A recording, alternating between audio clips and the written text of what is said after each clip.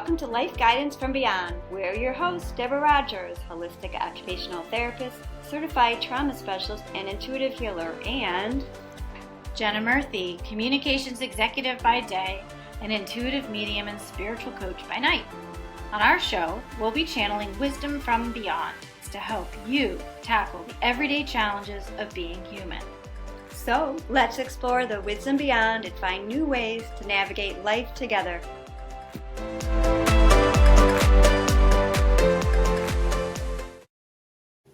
Hi, welcome to Life Guidance from Beyond. I'm Jenna. And I'm Deborah. And today we're going to be talking about limiting beliefs. We all have them, and they can be hard to work with. And at the end, we're actually going to be answering a question that one of the listeners asked. So stay tuned and listen through so you can hear it.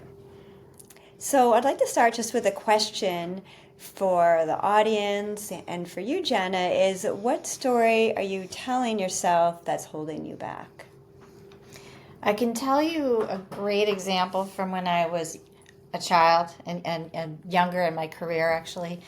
It all started actually in second grade when I was put in the gifted program and I was doing sign language in class. Mm-hmm. And then I somehow ended up being put out of the program.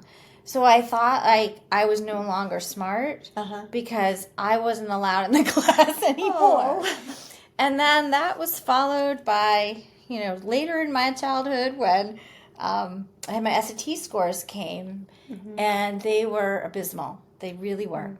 I can relate to that. And I remember my poor mother. I told her, "It's all your fault.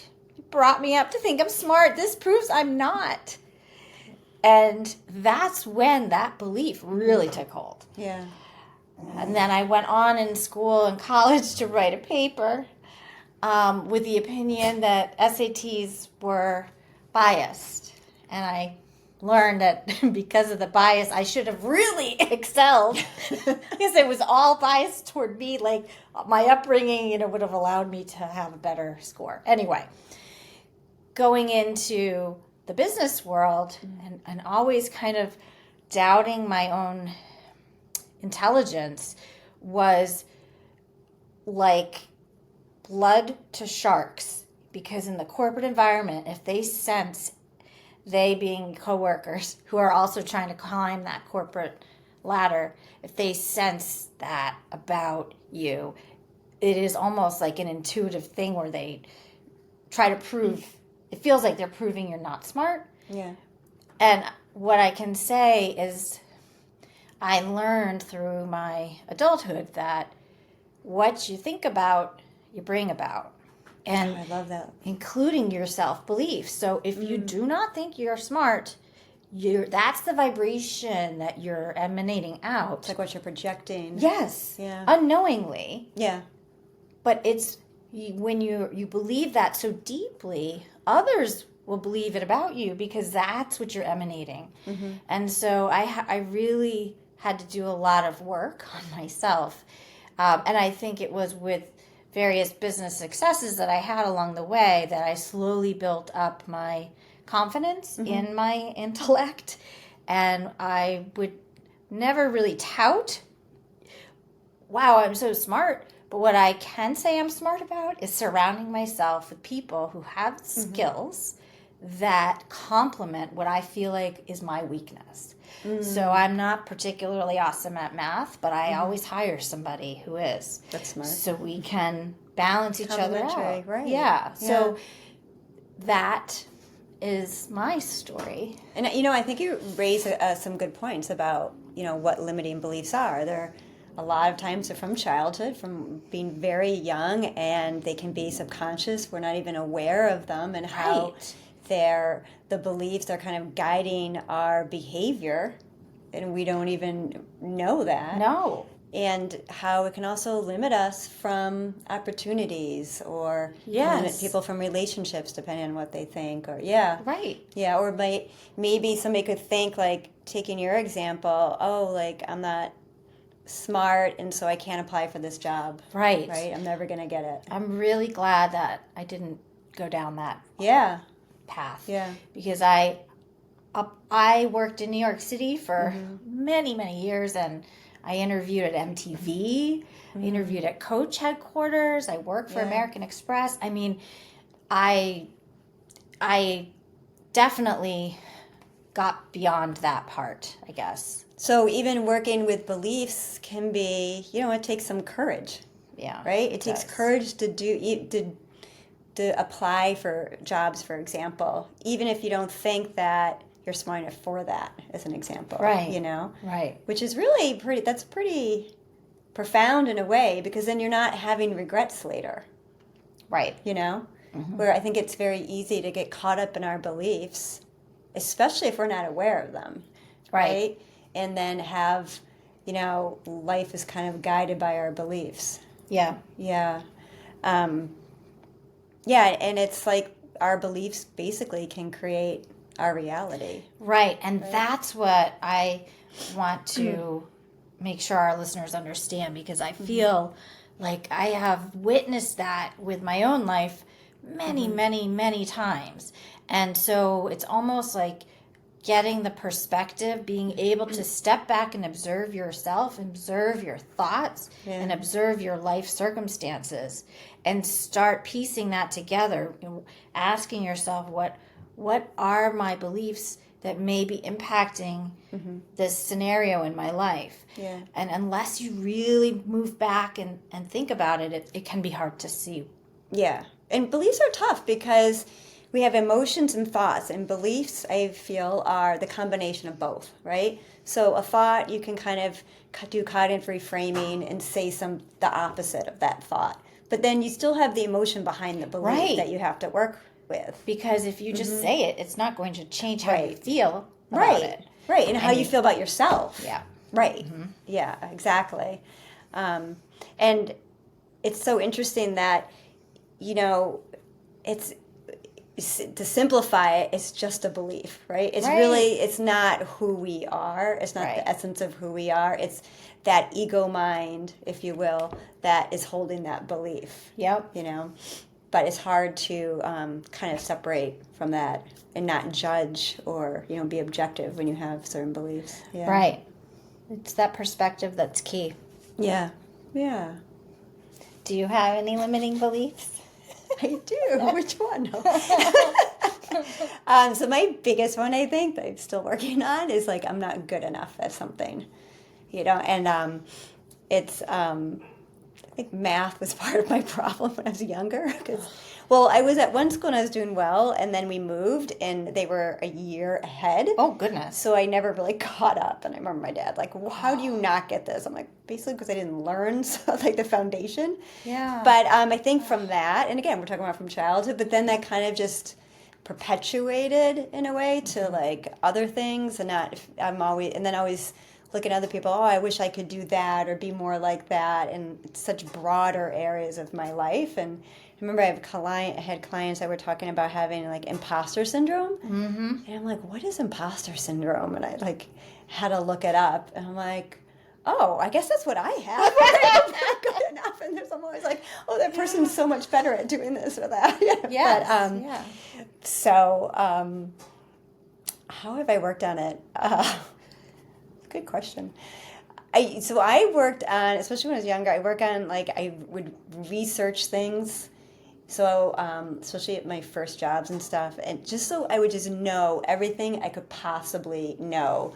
Almost, like a connoisseur in wine, like be a connoisseur in that topic or that area. So I felt like I had the knowledge, and I would put myself into everything to get the experience I needed to feel like I knew what I was doing. And it's interesting because I'm still like that, but that's also part of my personality. I think before is almost like not to the extreme, but now I couldn't do it. I'd be too tired. It's exhausting. Yeah. And I still work on that.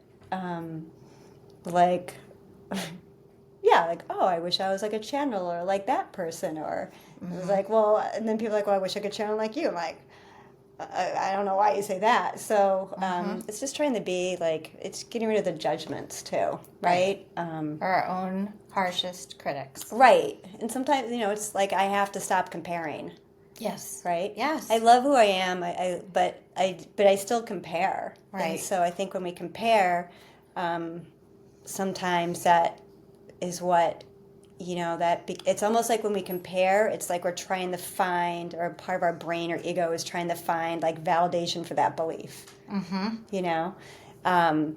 So then it's also having the knowing myself enough to say, okay, I know why I did that comparison. I know what that's doing, and kind of just shopping that away.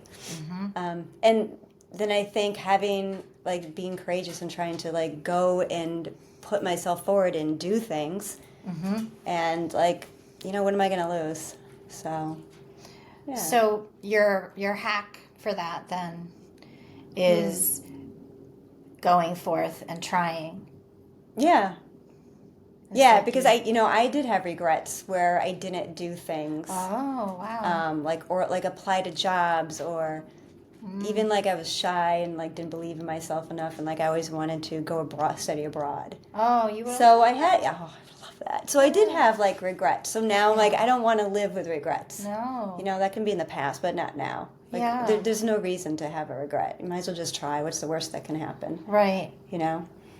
And for me, my life hack is trying to imagine and envision whatever it is that I'm worried about, whether it's a presentation at work. I would envision myself doing really well at it. I would envision myself succeeding, because to envision anything else is to put it out into the universe, and I don't want failure. So that's kind of how I try to work around it. Yeah, that's good. A little more productive than me. That's my Capricorn in me. I'm the Gemini. You're the Gemini. The triple Gemini. Yeah. What if we have like 4 hacks, life hacks, or strategies that we want to share before we channel, to try to help people who have specific limiting beliefs that they're aware of? Yeah. So what I default to, because I'm a very visual person, is the visualization of accomplishing whatever the goal is that I'm trying to get to. And I realized from all the spiritual study I've done that unless I truly believe I can do okay, it's going to be fruitless to just envision it. So that, like you were saying earlier, the emotion needs to be there too. Yeah. To really make it feel like a belief that's true to who I am. So that's my favorite approach. So how would you visualize like your example before? How would you visualize that? Would you visualize like when you're going into like a job interview, or can you give us an example? Yeah. For example, I have a presentation tomorrow that I'm honestly a little nervous about, and I'm realizing now that I'm not working on manifesting the best outcome. And it's funny, but not funny. Yeah, right. But I'm watching this play out like, oh, what if the person that I'm depending on to co-present with me is unavailable at the most important time? And you know what happened? She was unavailable at the most important time when I have to present this to the most senior level of leaders. And I thought, oh my God, I'm manifesting this because I put that thought out there. So we had to work around, and she's very kindly changed her schedule, and she will be there. But there's still the what if, because she's traveling. What if she doesn't get there on time? What if I have to do this by myself? And I really don't want to. I have to just shift that concern and envision it working seamlessly. That she's able to log on where she is, and that we're able to co-present like we've done in the past. And it's worked really well in the past, so why wouldn't it work well tomorrow? So do you like just sit down and like, okay, I'm going to just use this time right now to visualize? Or you kind of go out through your day visualizing it and thinking about it? And thinking about it. And if I wake up in the middle of the night, like I do sometimes when I'm stressed about something, envisioning best outcome instead of worrying about the worst outcome. Yeah, yeah, I like that. Yeah.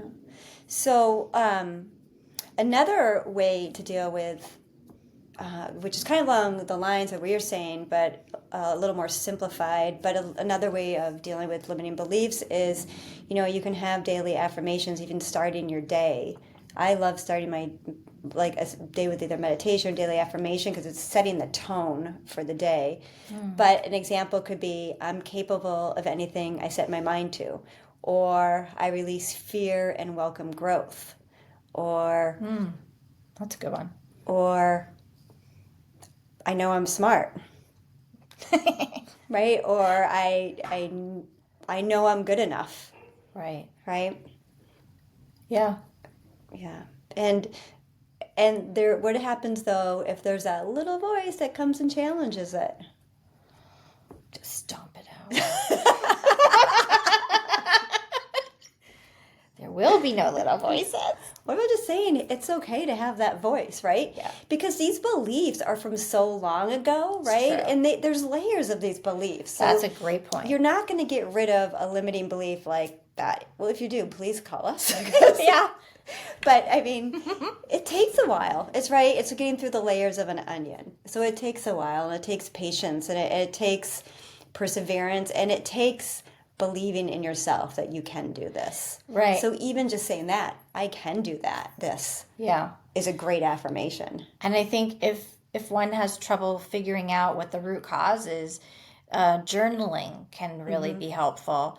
And you can write down, the question at the top of your page is something like, what is this belief costing me? And then follow it up with, what is a more empowering truth? And kind of rewrite that belief in a way that you'd prefer it to be. Yeah. Yeah, I love that because it's challenging the belief. Right. It's almost like making you step outside and think about it from a different perspective. Yep. Yeah. And I even think, like, throughout one's day, if you make it a point to recognize these beliefs that are so ingrained, and to write them down, because it can just be a fleeting thought. Yeah. But to write them down so that you can remember to investigate them in order to help overcome and shift them a bit. Yeah. And you know what I'm thinking too, I love journaling, but along the lines of journaling too, what if you rewrote your story? Like, think of an event where you had that limiting belief, but rewrite about that event with a non-limiting belief, where you believe in yourself, or it's the opposite. My SAT scores would have been through the roof. And how good would that feel? I probably would have gone to Harvard and not University of Tampa. But how neat to right? We create our stories, and we create our life in many ways. So it's a way of recreating the story for ourselves. And that's another idea that I like that, because it takes the principle of life is happening for us, not to us. And if you have that mindset, when a challenge is, raised up and a limiting belief, appears, you can really think of it like, okay, how do I use this for myself to grow? Yeah. Yeah. And too, you can visualize it. I feel like visualizing is so important. Very powerful. Yeah. And when you visualize something, it's almost like you're helping imprint it on the brain. It is. And then the brain starts looking for that in your life. Yeah, right. It does. Yes. Yeah, and ways to confirm that. So we've talked about some hacks of guided visualization, daily affirmation, journaling, rewriting your story. How about we go in and channel and just see what they have to say, if they have advice, or did I put you on the spot? Okay, yep. So I'm getting this very wise voice that's coming through, so it's going to sound a little strange perhaps, but he feels very wizard-like. He's got a big, long, white beard. Merlin. Like a Merlin, yep. And he says, my wise ones, you are very brave to be having this discussion on a public forum, and for that I applaud you. And the more people talk about these types of vulnerabilities, the more others feel comfortable doing the same. And when that is done, it is like a salve on an ointment on a wound for others. It is like you are collectively experiencing something together that bonds you. And it's a beautiful transformation that we are assisting with for those that are listening. And now he's saying, Take it away. take it away. All right, let's see. I almost feel like an angelic presence, but then maybe the Pleiadians and then the higher self. So let me start with like an angelic presence, and it feels very like loving and compassionate. It's like being wrapped in a cozy blanket. So there's just so much compassion, because limiting beliefs that it's like we hold them as our truths when they really aren't, right? It's just this part of our mind that makes it up from our experience. And sometimes we can judge ourselves and even be hurtful to ourselves from holding these beliefs. Or even if we know we have these beliefs, we can berate ourselves because we didn't do something, or we should have done something, or maybe we did something that we wish we didn't do, or we wish we were someone else. And there's like so much compassion I feel for just like how hurtful, when there's no need to be to judge yourself so much. It's just a limiting belief, right? It's part of being human. We all have beliefs that are shaped by our experiences. We pick up beliefs from other people, from our family, from our parents, from other generations, right? What's so special, though, is when we can see that belief, understand where it's from, and then hold ourselves, right? Hold ourselves knowing that it's okay that we've had this belief in our system, right? And that's like the first step. It's giving ourselves compassion, like, okay, so this is the belief. I don't need to judge myself. Perhaps maybe I need to know where it came from, but maybe not even, right? It's just knowing that everything can change, right? We are full of so much potential, like endless potential. And so just because we have a limiting belief or beliefs, it doesn't mean that we're stuck in that. We can feel like we're stuck in that and we're held back, but we aren't. That's just an illusion. So I think just this beautiful compassion and holding yourself, and don't blame yourself, right? I feel like sometimes there's a lot of blame. Don't blame yourself, because we pick these things up, and it's really just part of being human, right? We don't have to. It shapes. Our beliefs can shape us, but we also can have new beliefs that shape us, right? And humans are kind of like shapeshifters. We're always changing and evolving, and that's just part of the process. Thank you. Okay. Thank you. Okay, let me check in. So that was beautiful. I like that. Yeah, it was very, and it was like different than what we were saying too. It's yes, like just giving yourself compassion and right. Very, and that is often like the angelic advice is very kind, loving, all-knowing, and just like this beautiful, loving vibration, like you said at the beginning. And I feel like they made an important thing, not to blame yourself. Yeah. Because of these beliefs. You pick it up, right? It's just part of being human. Like we're not, just because you have some limiting beliefs that are limiting you in your life, it doesn't make you so much different. Like we all have that, right? It's like all part of the experience. Yeah. Right? You know, and sometimes it's like you fake it till you make it. Yes. Too. Yeah. Right?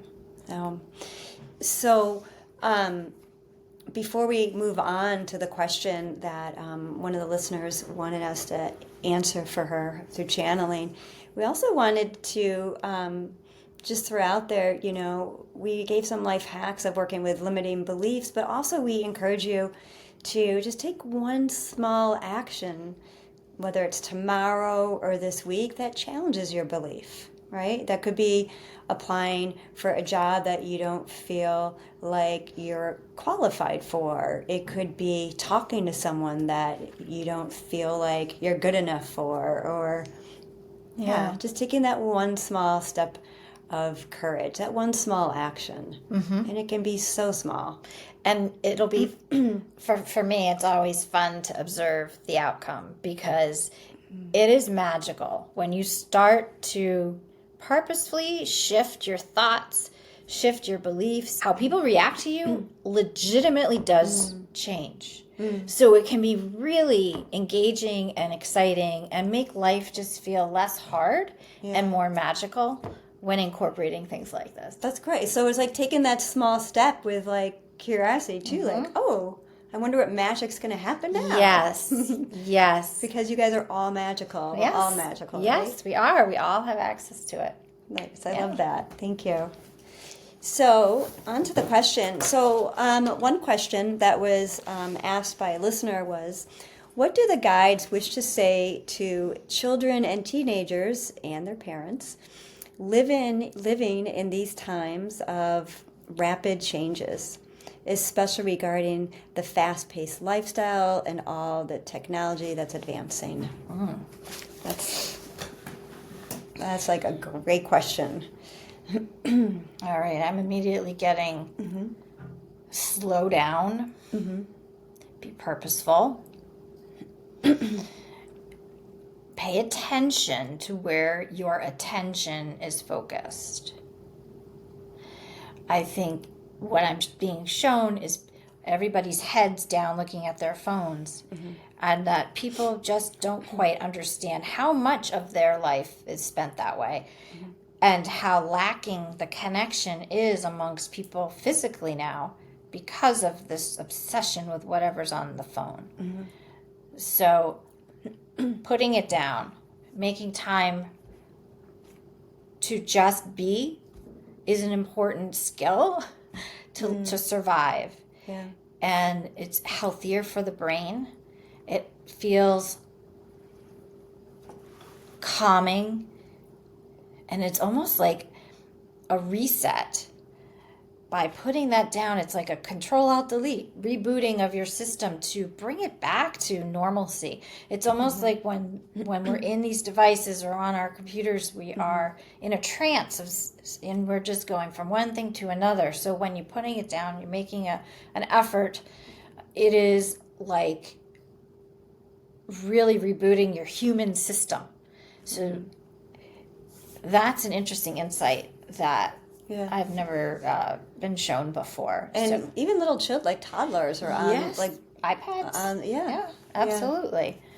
I almost feel like sometimes we're so engrossed in technology, we're not even aware of what's going on. Right. And then there's advances that we just become. It's almost like we're become a part of it without even being able to like objectively become aware of like what advances are happening. Exactly. You know. Yes. Yeah.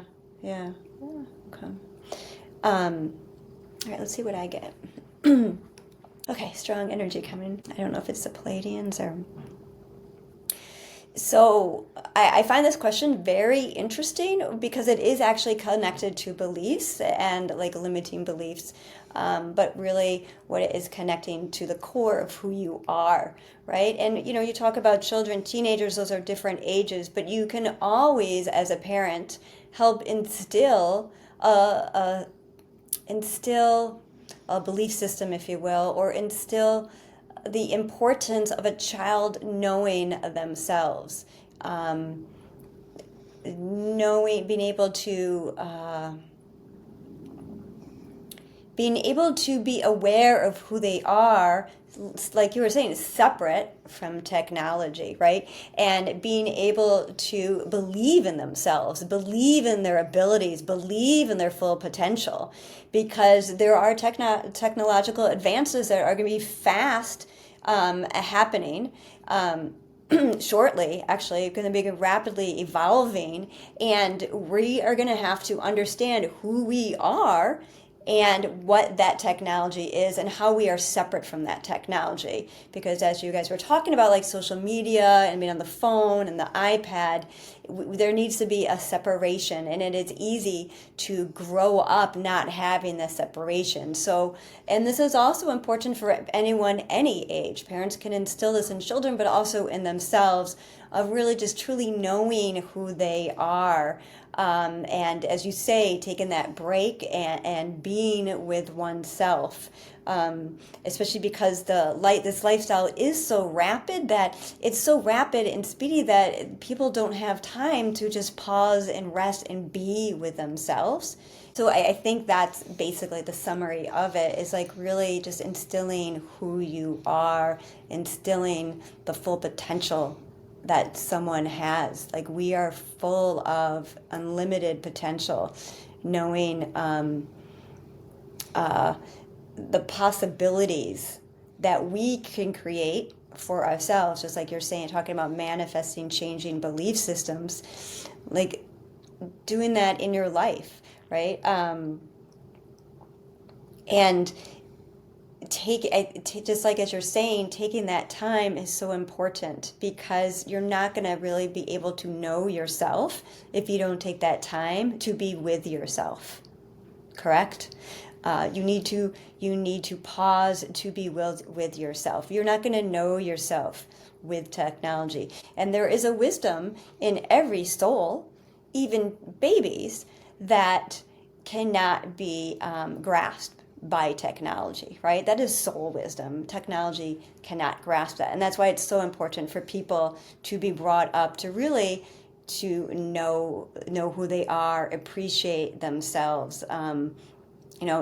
Society sometimes goes overboard with like that positive talk, like everything has to be positive feedback, but you can't say anything negative. But I like that in the sense that you're promoting to someone, you are so much more. You are so profound.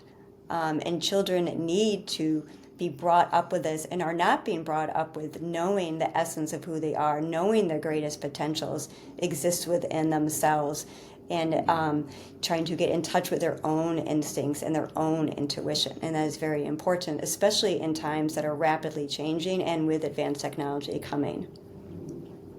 Thank you. That's awesome. I feel like I'm so hot right now. That's so cool. Yeah. I can tell there's a different pace to when you're talking and when you're channeling different beings. So that's very fun. Yeah, the angel is very, as you said, like very cozy, and this is like strong energy. Yeah. Yeah. It just makes it feel cosmic or galactic, right? Yes, it does. Absolutely feel that way. Yeah. Yeah. So thank you, everyone, for listening. Please feel free to email us and comment or questions that you would like us to answer at the end of the podcast that we're having, and we appreciate that. And just remembering the life hacks and how beautiful you are as a soul, and they're just beliefs. Right? Yeah. Don't blame yourself. Don't beat yourself up. It's just part of being human. And the beauty about being human is that we all evolve and can change too, right? Mm-hmm. And we can create new beliefs. Right. We can rewire our beliefs, rewire our brains. Yeah. Excellent. And so next podcast, what we're going to be talking about is kind of tying in limiting beliefs and the importance of belief systems and self-worth for manifesting what you want. One of my favorite topics. I know it is. So much fun. I know. Thanks, everyone. Bye. Bye.